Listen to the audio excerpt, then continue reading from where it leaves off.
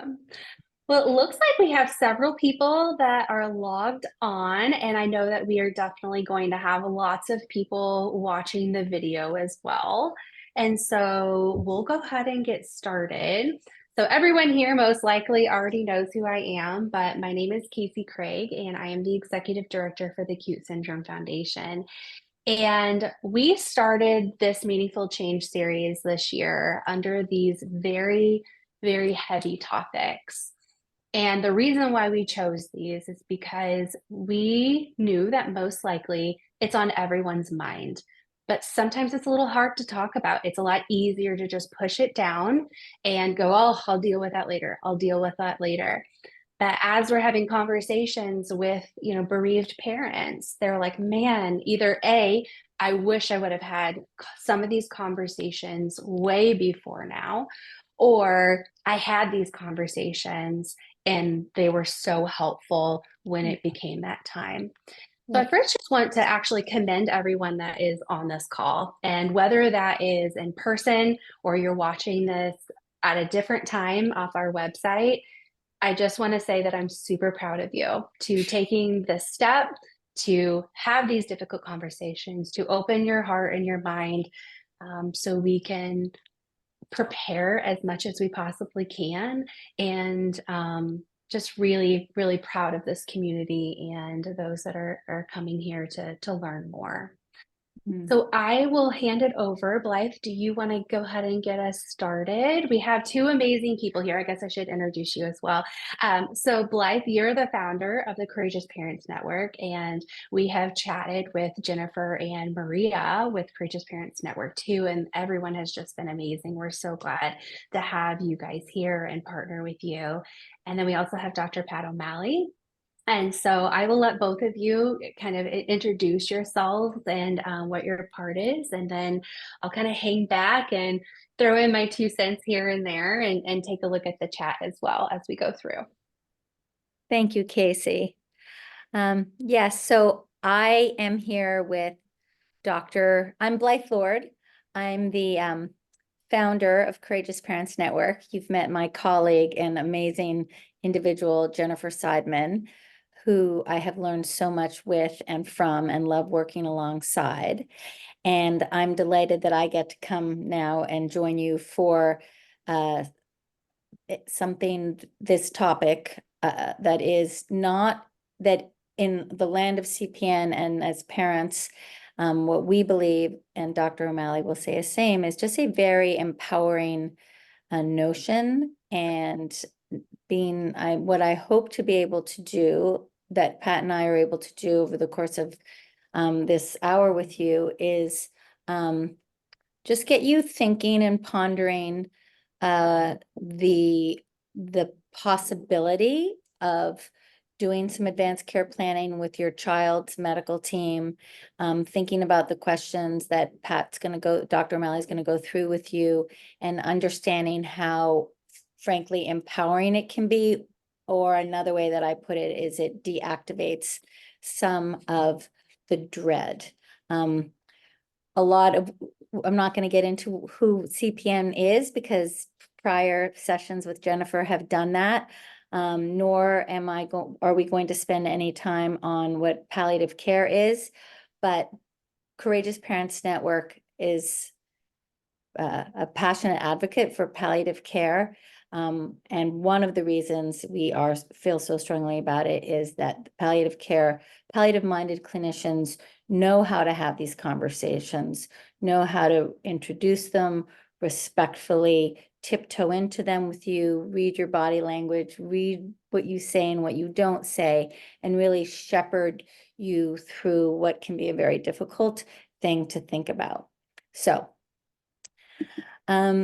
I feel the way I do because I was a parent who had to do this work and who benefited from it. I am a rare mom. My daughter Cameron, who's there on the right in the little black and white photo, was diagnosed at 6 months with infantile Tay-Sachs. And she was diagnosed 2 weeks after her first cousin Hayden, there in red, was diagnosed with infantile Tay-Sachs. They are 1 year apart, or they were 1 year apart in age.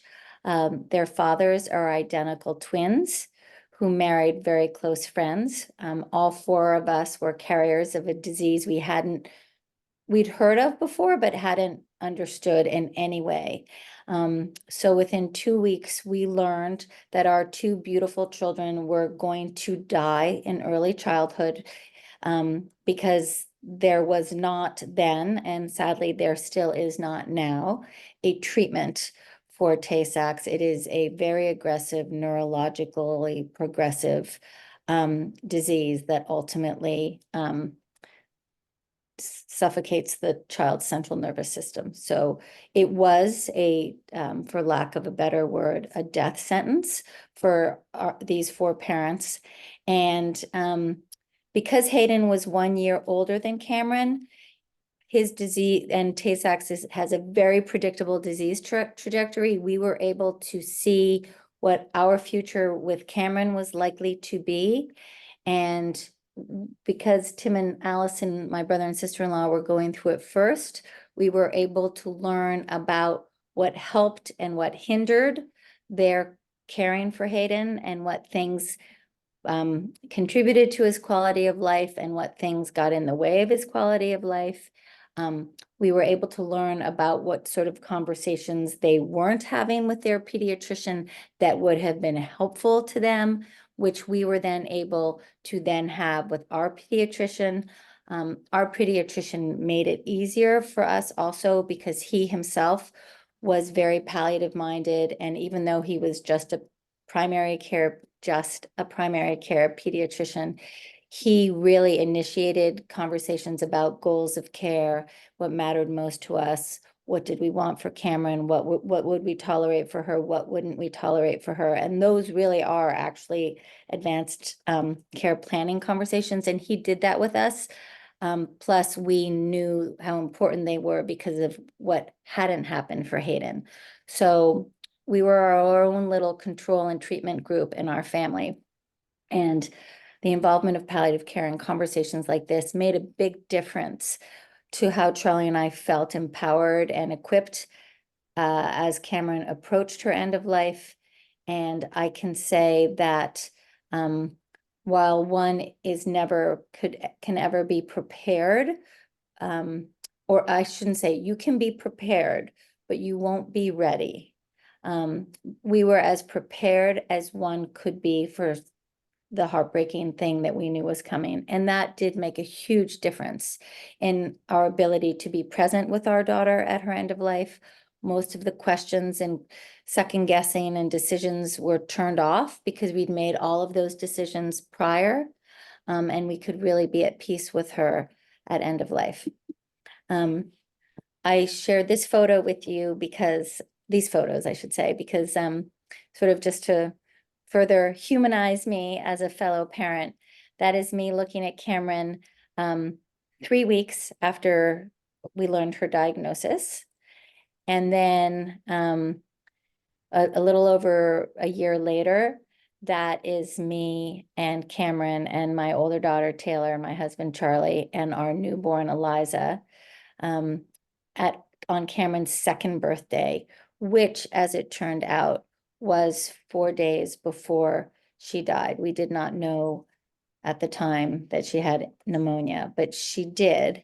And her primary care pediatrician came the next day and diagnosed her as having pneumonia. And because of all the conversations we had had prior with him and with each other, Charlie and me, we knew that pneumonia, which was she'd had multiple prior that we treated, that pneumonia was going to be her last pneumonia. We were not going to try to treat the pneumonia, and we transitioned solely to end of life and comfort care.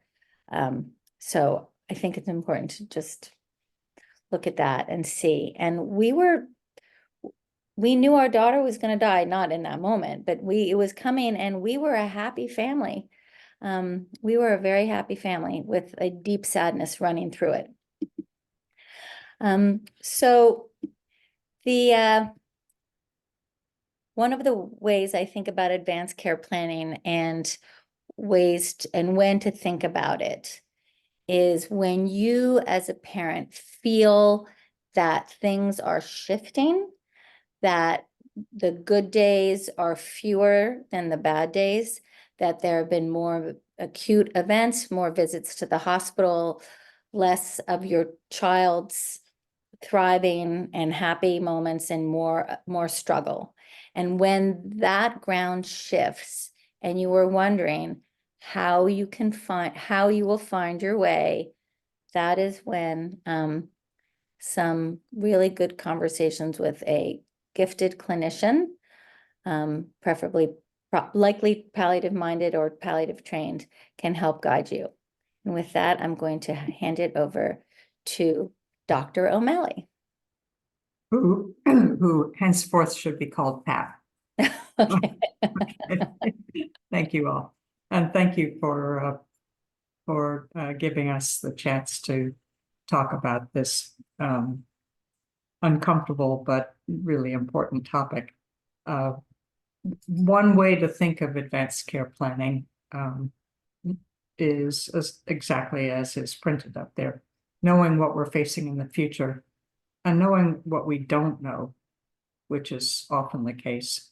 I think of advanced care planning as creating a space for a family to consider what's most important to them in the context of their child's evolving complex medical situation. So advanced care planning is a conversation. It's not making decisions at that time. It's simply exploring and trying on which path can I choose when all the paths lead to regret. Which path is it that I can choose when all the paths lead to loss? Is there a path that I can choose that will have the least regret? And the structure of an advanced care planning conversation is designed to help you explore some dark corners in your feelings about these things. And the next slide gives us a long laundry list of categories of questions to ask. And as I describe these questions to you, I invite you to think of how you would be answering them, and also how or with whom you would like to have this conversation. And it doesn't need to be a physician. It doesn't need to be anyone clinically minded necessarily. It needs to be someone who can help you think about what's most important to you. The music therapist that Blythe mentioned before we really got off the ground here, the music therapist that we met a week ago, I think would be an ideal person to have this conversation with, because he was very tuned to where the suffering lies and what is it that we can do to anticipate and to mitigate that suffering. So in the category of personal dignity, the questions that we might ask in that situation would be, what is it that your care team needs to know about you and your child as individuals and as a family that will allow them to give you the best care possible? So it's a pretty wide open question, and one that bears some thinking about, because the more your team understands what's important to you and who you are, the better the care that they can give you is. The prognostic understanding is simply what do you understand about where your child is now in the medical journey that they are embarking on, and what do you understand about what might happen in the future? And that is an area where someone with clinical knowledge of your child's condition can be helpful. But even simply understanding what you worry about and what you hope for can give us a good understanding of what you know and what you're looking at in the future. It's good to be able to describe what your information preferences are. How much information do you want? How much information can your child handle about what is likely to be ahead in your child's condition? In decision making, it's good to reflect on how you make decisions. Do you see any difficult decisions coming your way? Have you had to face any difficult decisions in the past? And when you have, what are the touchstones that you use to make those decisions? What do you feel your child is telling you at this point? How will you know if it's time to consider stopping treatments? What will be the prompt that lets you wonder, should I be thinking about not continuing the treatments that I'm doing right now? And this doesn't have to be limited to those kinds of treatments that on the medical front we think of as life extending, like being on a ventilator or getting intravenous nutrition only, but can even be as simple as physical therapy. There's a family whose child I cared for, and I met first under the circumstances when they essentially were asking for permission to alter their child's physical therapy goals. Their child had a mitochondrial disorder, and after a day of school with the PT that he was getting at school, he would come home and be so exhausted that the time that they had with him was no time at all. And they were very frustrated and despairing about this. But being able to say, you know, we're not trying to get him to meet new milestones. We would like him simply to be able to maintain the function he has. We know that it doesn't make a lot of sense to plan for him, playing football. That's not a goal we have for him. The goal we have for him is that we can love him as much as possible for whatever time we have. And so can we alter his physical therapy plan in order to maximize and optimize the time that we have with him when he's home after a day at school? Can he still be awake and engage with us? So that was for them really a trigger for considering a whole range of palliative care interventions, or palliative care frame shifting, I would say. Goals is always a hard subject to think through, but if your child's health worsens, what would be your most important goals for you, your child, and your family? And what would you want if things don't turn out the way that we are all hoping they will? Related to that, I guess, would be what are you most worried about? What, when you look into the future, are you really fearful of? And that is such a good way to describe, inform your prognostic understanding, is thinking about what are the things I'm really, really hoping don't happen. Similar to that would be the hopes. Given what you know about what might happen and what your child is up against, what are your hopes for your child and family? What makes for a good day? And how long can we preserve that good day?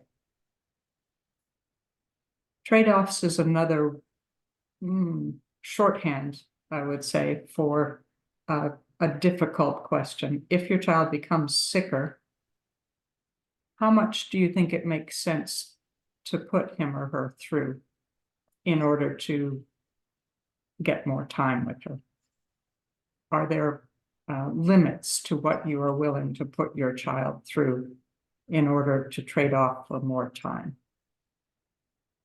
And the function category is likewise a kind of a shorthand for what abilities are so important that you wouldn't consider your child's life worth living if they were lost. Are there specific conditions or states that you wouldn't find acceptable for your child to be in, even if it would be the only way for him or her to live? What do you need within the confines of your child's medical condition for your child to flourish, to thrive? And under the heading of family, it's how much have you as a family been able to talk, to name these things? Is there someone else who should be brought into the conversation? Do you want any help getting your family to talk about this together? And the end of life category may be the most daunting to imagine, but maybe ask yourself, how much time do I spend thinking about my child's death now?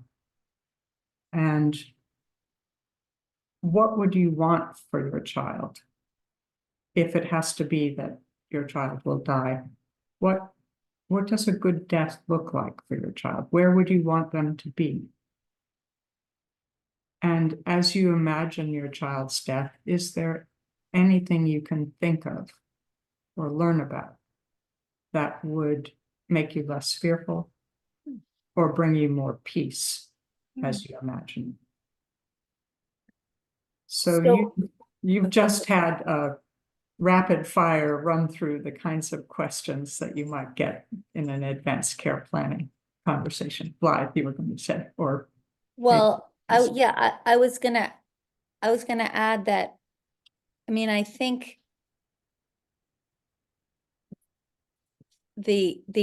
what I was listening to you, Pat, and of course I'm familiar with this because you and I have done this together prior. But I was remembering all the moments in my and my husband's journey with Cameron where this happened.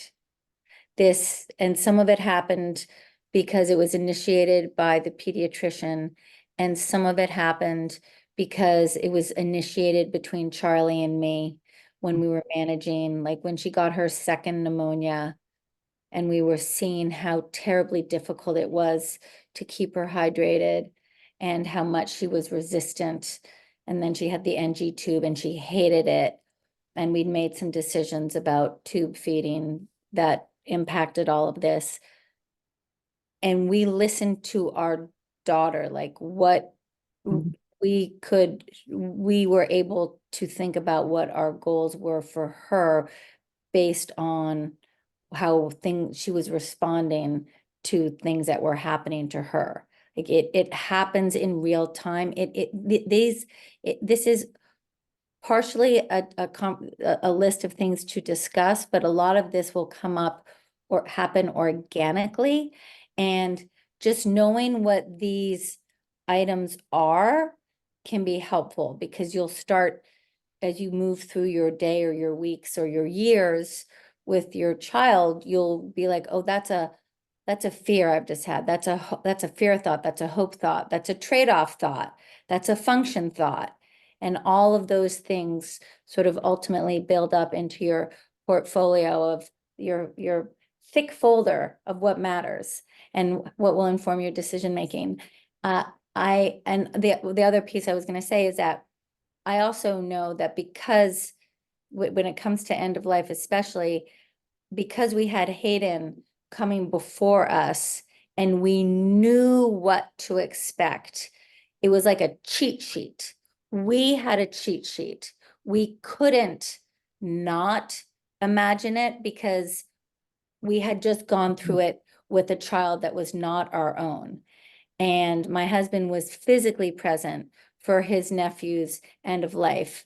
So once he saw it, he couldn't unsee it. And once he had seen it, I couldn't not ask him about it. And so we didn't really have a choice. And I feel grateful for that because it helped us for our daughter. Like, it was not optional if we were going to be present for my brother and sister-in-law with their son. It meant we had to look at which point we knew and had seen, and it really allowed us to do it for our daughter. Yeah, I might return to this slide, but maybe go to the Oh, okay, you want to the go? next slide. Yeah. Okay. That, because I think what you touch Mm. upon, Blythe, is that it is so difficult to name death. Mm. And yet, oftentimes when I have met families and I name the possibility that, or ask, how much time do you spend thinking about your child's death? There is, most commonly, I would say, the response is a relief that someone has named this terrible black fear that I have been afraid to voice myself, because as humans, we do fear that naming death, we are inviting it into our protected circle, which is not true. Naming death means that it's not so horrible that we can't talk about it, and therefore have some agency in how things go. Naming death, I think another fear that people have is that if we name death, it means that we're giving up on our child. And that's not the case either. It is, again, allowing you to find your way when you can't see the way ahead of you. But if you name death, you can open conversation about what the next steps might look like. I think there is also a fear that naming death means your clinical team will abandon you and your family. And it may mean that your clinical team may need to be readjusted, but it doesn't mean abandonment. So I would say that the ability to name it gives you so much more space to think about how you would like it to go, and having help visualizing what might make that less fearful and more peaceful for you in advance is a helpful step. And then if we zip back to the slide before. I will, but I want to ask you to, Pat, too, when you say adjust, I think I know what you mean, but we know that sometimes if a parent raises the question of, do you think will my child die? Or I'm thinking about the possibility that my child will die.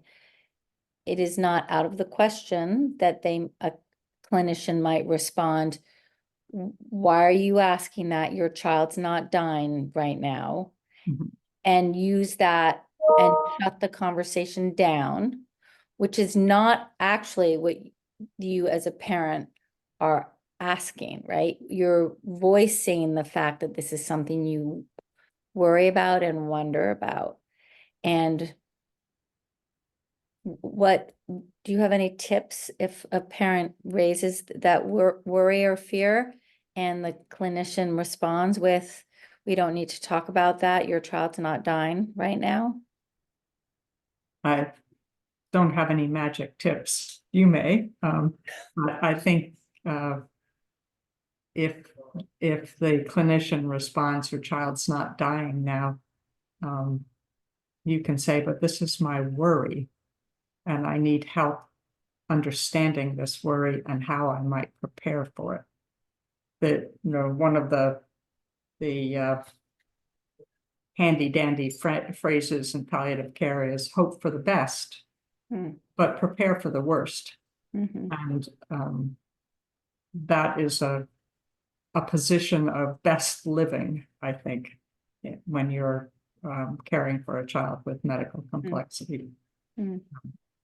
Blythe, I'm really glad that you brought that up, because that has actually happened to me. We're contemplating a very difficult surgery for my daughter, and essentially the doctor was like, the mom doesn't even want to have this done because she thinks her child's going to die.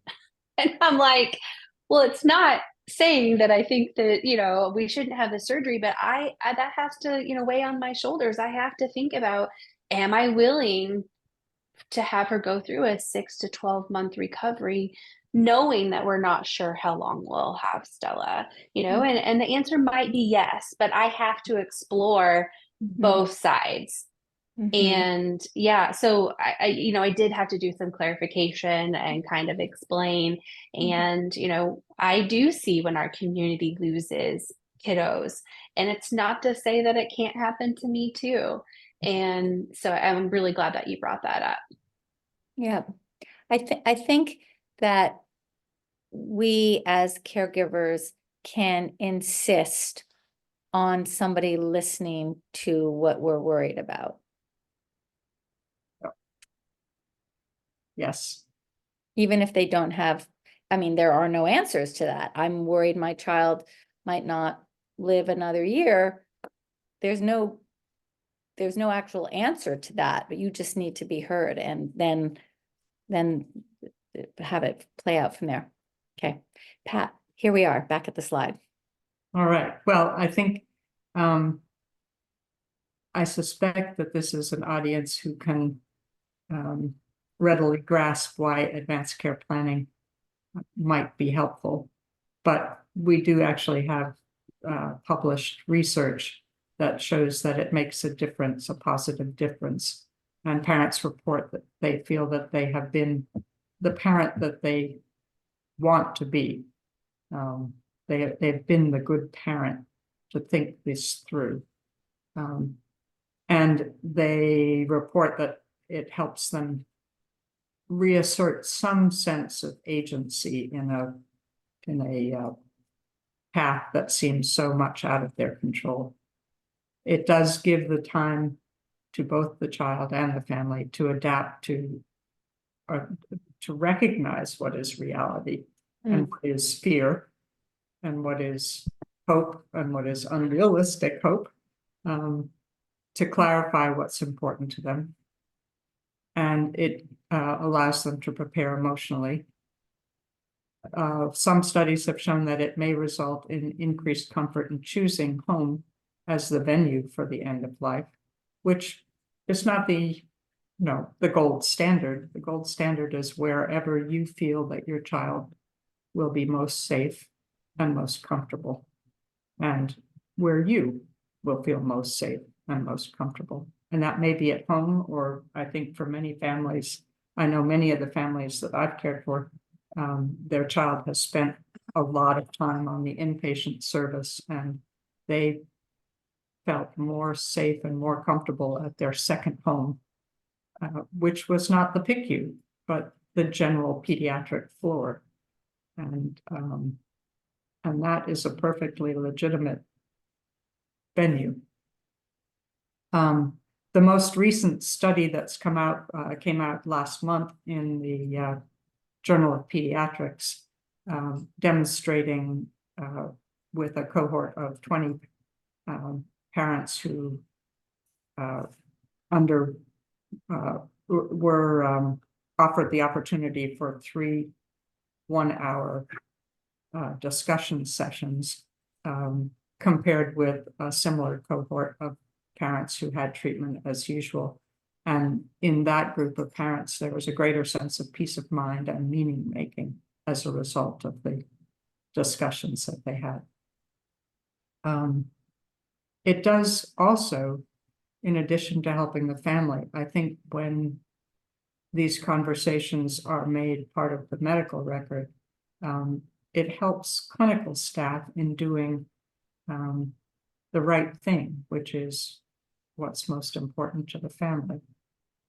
So they don't feel locked into continued treatments that may or may not extend life, but offer no benefit in terms of the child's enhanced personhood or enhanced comfort or enhanced quality of life. So those are all good reasons to consider doing it. Don't And just take our word for it. yeah, don't take our word for it, but do take our word for it too. Yeah, it is not an easy conversation to start, but you have been brave all your lives caring for your children. And be brave enough to start a conversation that matters. It may have to be you who starts it. It may not come up naturally with your providers. What are some ways you might think about starting that conversation? Or what are some ways that you have started that conversation? Perhaps people will put that in the chat. But on the next slide, here are a couple of possibilities. Using these resources, which are templated and published guides for having advanced care planning conversation. My wishes and voicing my choices are two documents specifically designed for the pediatric population. My wishes is for younger children in the preschool and early lower school ages, and voicing my choices is designed for adolescents who might be able to actually fill out the document themselves. These are each based on the original adult document called 5 Wishes. And you might find those helpful to look at online. So one way would be to use those resources. But if you are wanting to start this conversation with your PCP or with a subspecialist, it might simply be to say that the decisions are just getting harder. And I need some help finding my way through this. Or I've heard that it's a good idea to get the team together to talk about where we are. Can we do that?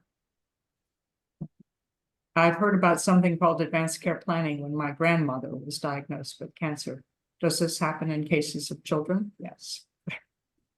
My child? Yes. I've heard about the 5 wishes. Can we do that together? Yes.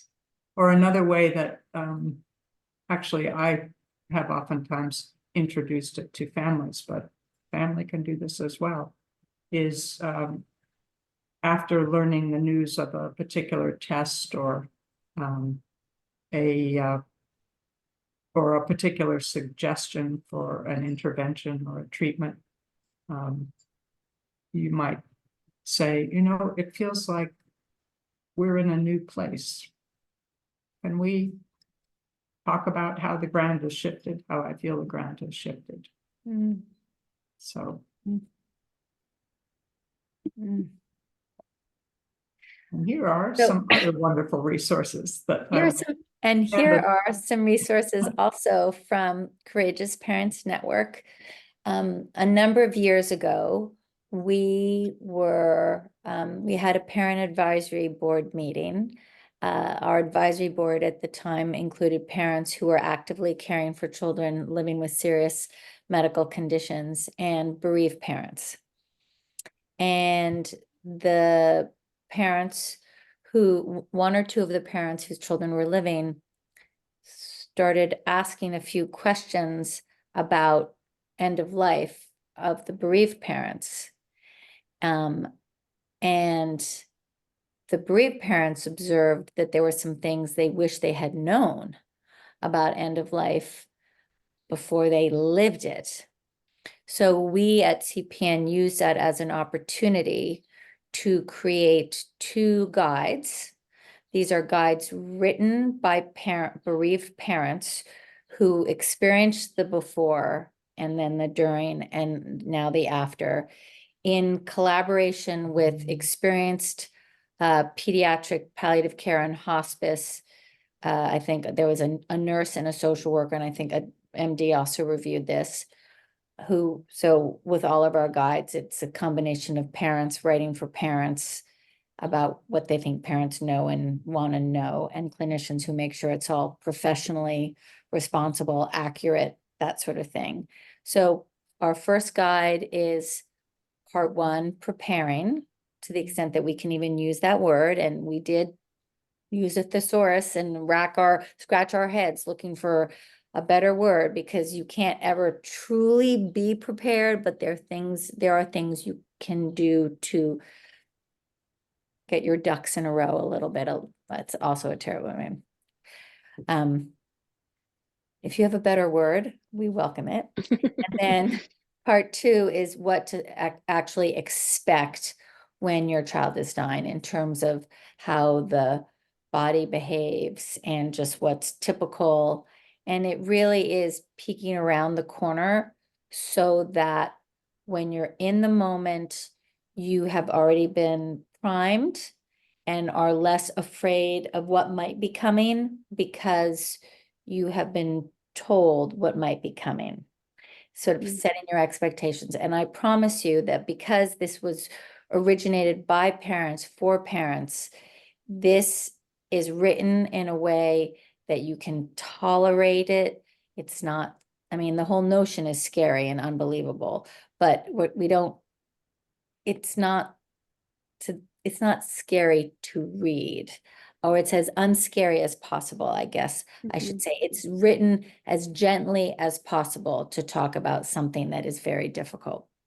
So I want to reassure you of that.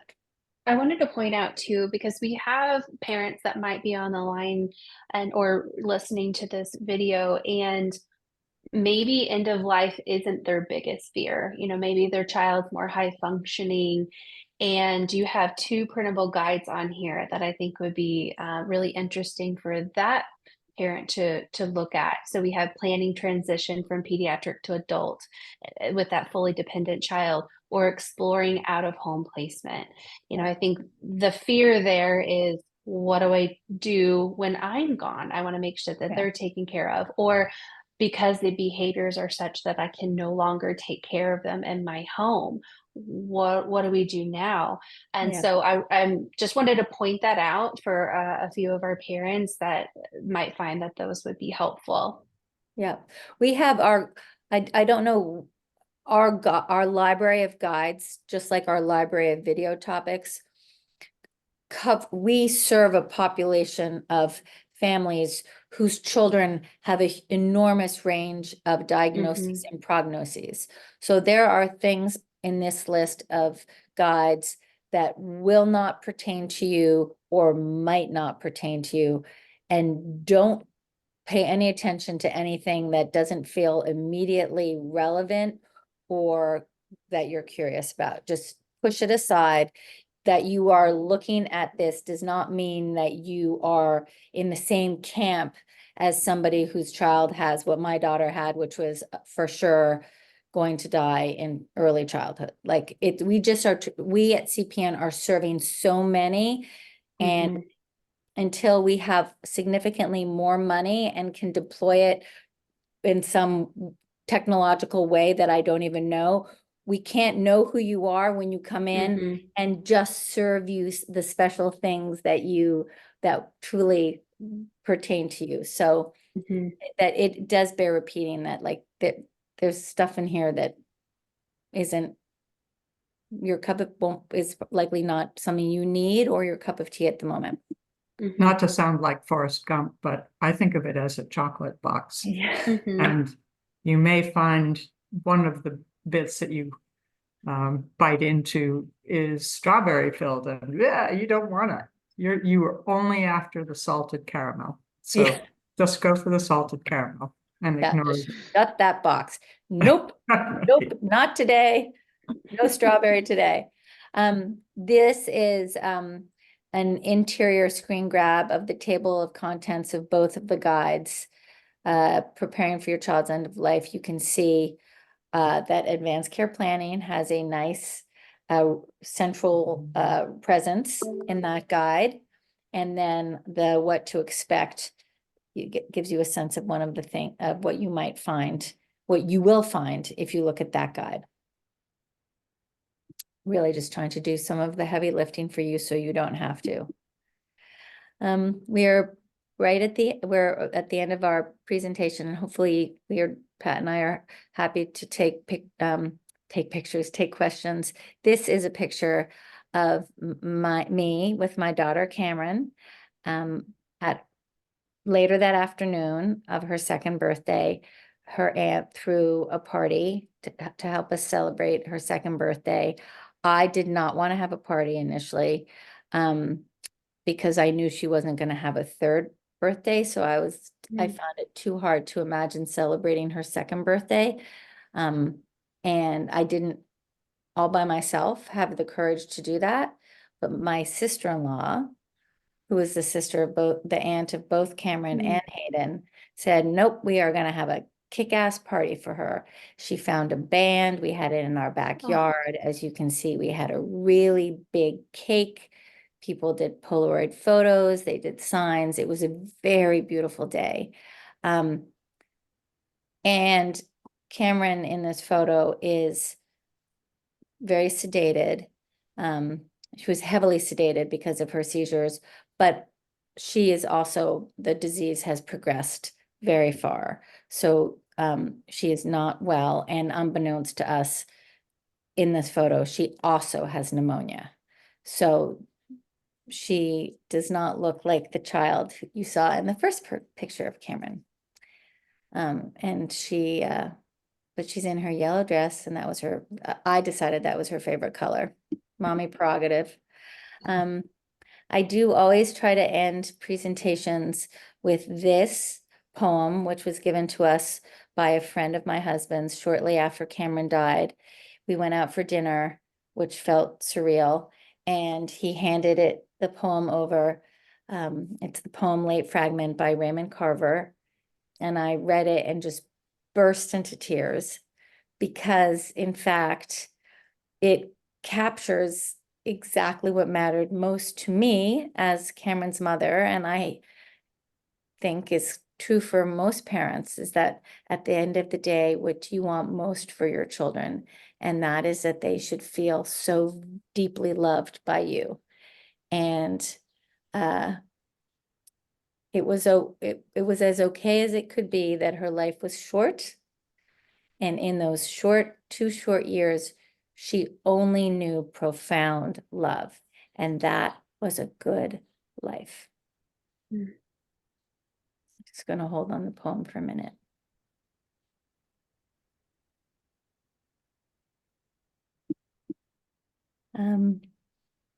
So, because we've been told that presentations need to end with takeaways, we have some takeaways for you. We encourage you to consider if you're finding that the thoughts are creeping in, it is okay to indulge and peek at those thoughts or the possibility that your child will die, because it does not mean that you're giving up on them or the quality of their life or the quantity of their life.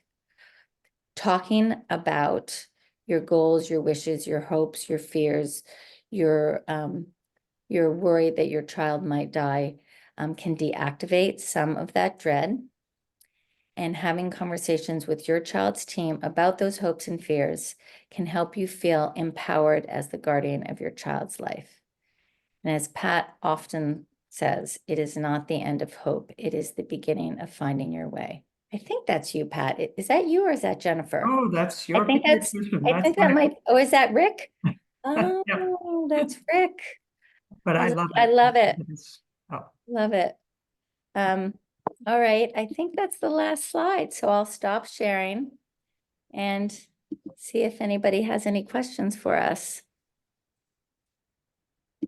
I wanted to jump in and just maybe you guys could highlight a few of the things that they might talk about in that advanced care planning. Obviously, maybe a DNR at some point or an outpatient DNR, and how those DNRs you can kind of pick and choose different things that you would want to have happen or not have happened. Can you think of other things that might be spoken about at those particular advanced care planning meetings? Well, I would urge that you take the opportunity to just think through what is most important to you first, with Mhm. with or without a guided conversation, because I think of the DNR conversation as a or a MOLST. Actually, I'm not there. People from all over. So, in Massachusetts, the outpatient DNR form is called a MOLST, a medical Mm. orders for life sustaining treatment, and that, like a DNR conversation, is essentially a menu, Mhm. um, and it's a Chinese menu written in Chinese. I think of the conversation oftentimes the way it's carried out as, so would you like dopamine or dobutamine? And how are you to choose between Mhm. dopamine and dobutamine? Um, it's involving medical decisions for which you may have no background in order to choose. But if you have a sense of what is most important to you, for example, I've had families, and I have struggled with them, who have struggled to determine on their outpatient DNR or their MOLST whether or not they would want to have their child undergo intubation if they suddenly stopped breathing. And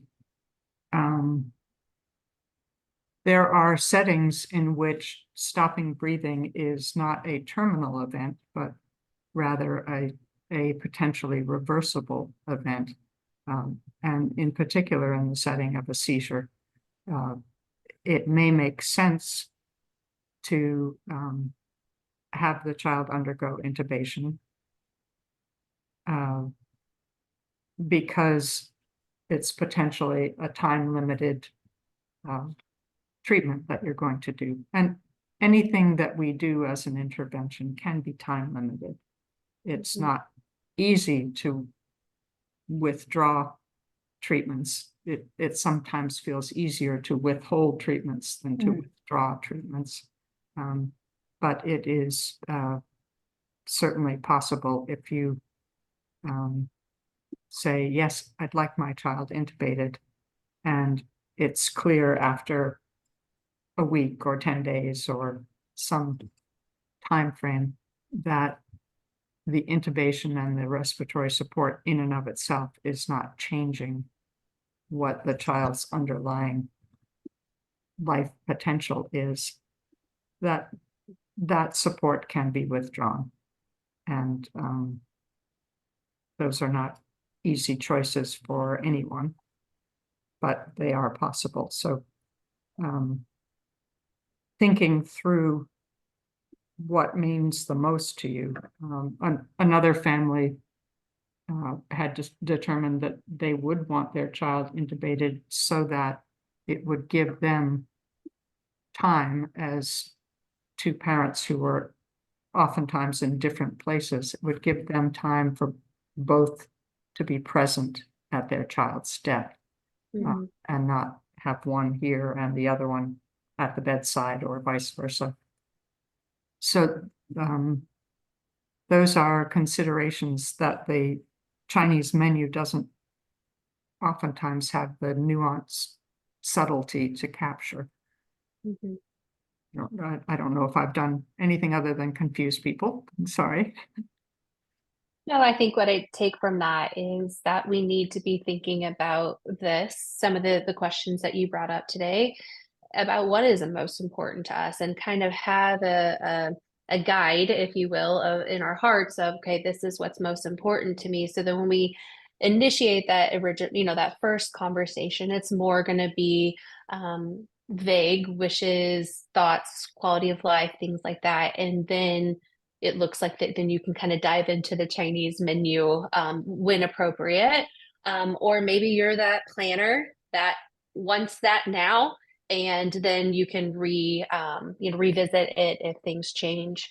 But it seems like, if we have the time to be able to go through those processes instead of having to rush through steps 1, 2, 3, 4, and 5 in the next hour because of things, happening so quickly, why not give us that extra time to really think about it and to be able to feel like you've made the best decision that you can, the most informed decisions that you can with the information that you have.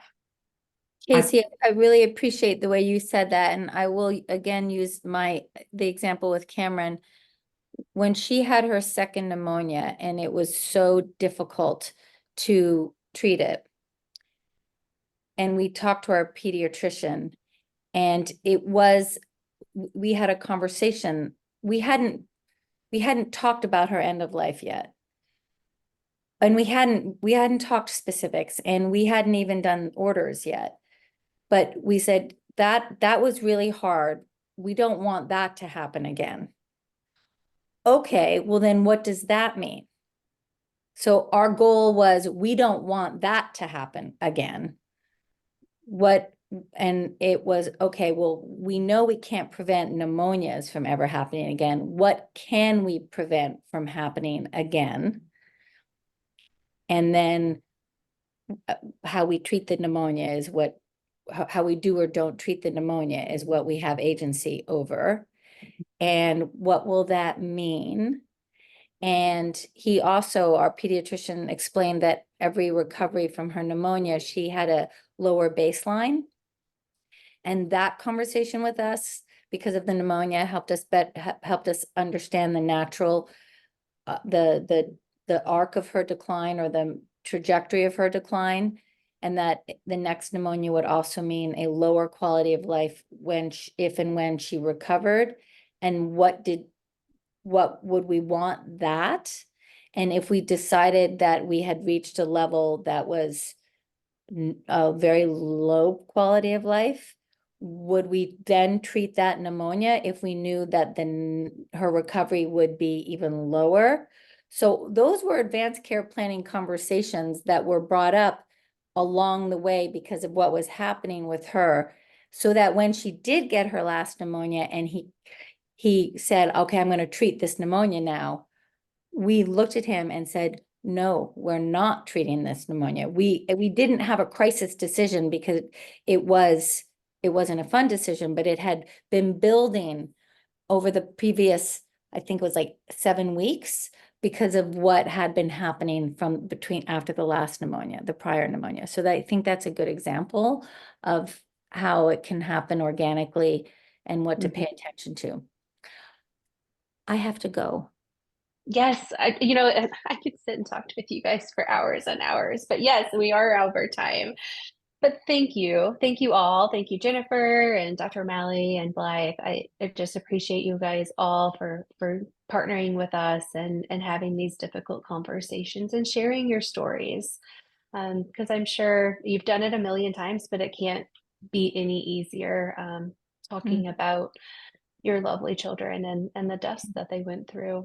So thank you so much. And I again just want to say I'm proud of all of our community that are here and that are having these conversations, and they're thinking about this. And it's not easy, but we are here with you.